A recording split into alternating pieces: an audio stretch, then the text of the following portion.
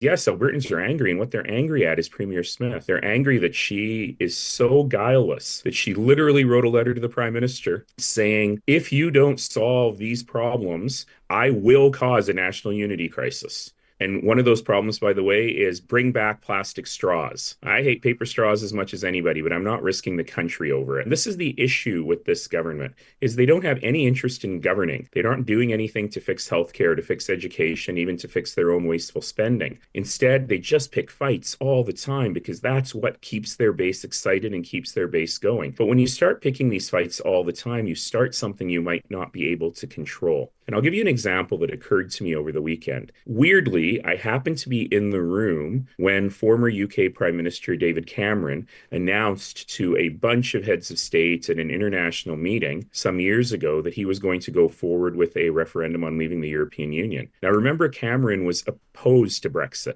He never wanted it. But he said, there's people in my party who want me to do this. I'm just going to do it. And he made it very clear on that day that this was never going to pass, that international audience shouldn't worry.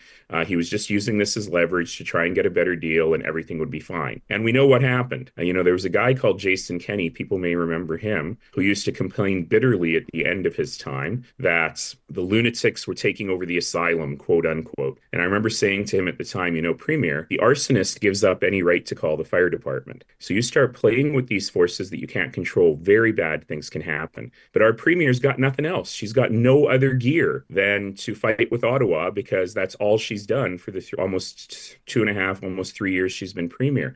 Just picks fights all the time, and she's trying to distract people from the disasters that she's creating here. Alberta has among the highest unemployment in the country. We've got the highest inflation in the country.